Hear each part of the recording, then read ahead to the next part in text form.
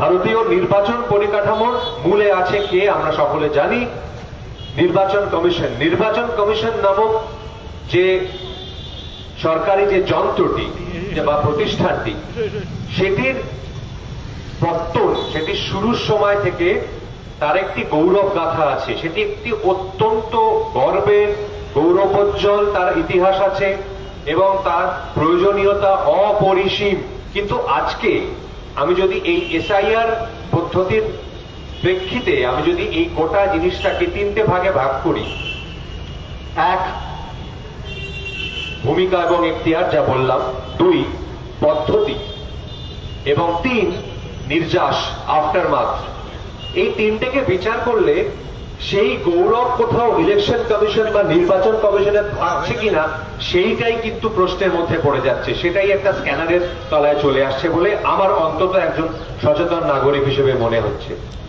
একটু আগে সুজাতদা যে কথাগুলো বলছিলেন, যে মুহূর্তে এই এসআইআর নামক জিনিসটি, অর্থাৎ স্পেশাল ইন্টেন্সিভ রিভিশন নামক জিনিসটি ঘোষিত হলো, সেই মুহূর্ত থেকে আমরা দেখলাম কিছু রাজনৈতিক দল এবং তাদের যারা সদস্য, তাদের যারা নেতা নেতৃবৃন্দ, তারা ঊর্ধ্ববাহু হয়ে নৃত্য করতে আরম্ভ করলেন যে এটা দিয়ে বিচার করা হবে কে নাগরিক কে নাগরিক নয়, যারা নাগরিক নয় তাদের ঠেলে ধাক্কা দিয়ে বার করে দেওয়া হবে।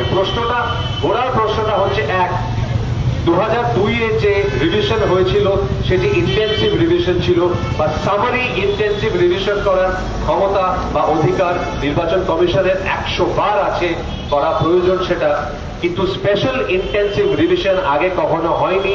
এটি করার ক্ষমতা নির্বাচন কমিশনের আছে কিনা সেটা প্রশ্নাতীত নয়, এক।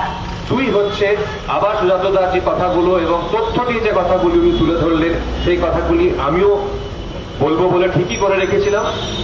ইতিমধ্যেই এত সুন্দর করে উনি পেশ করেছেন, আমি আরেকবার রিপিট করছি মাত্র, নাগরিক কে নয় এইটা বিচার করার এখতিয়ার নির্বাচন কমিশনের নেই, বাই ল, লিগালি নেই। নির্বাচন কমিশনের দায়িত্ব হচ্ছে কে ভোট দিতে পারে, ভোট দিতে পারে না, ভোট প্রসেসটা কিভাবে হবে, কতটা সুষ্ঠুভাবে, কতটা পক্ষপাত দুষ্ট যাতে না হয় সেইটা দেখা, দ্যাটস ইট।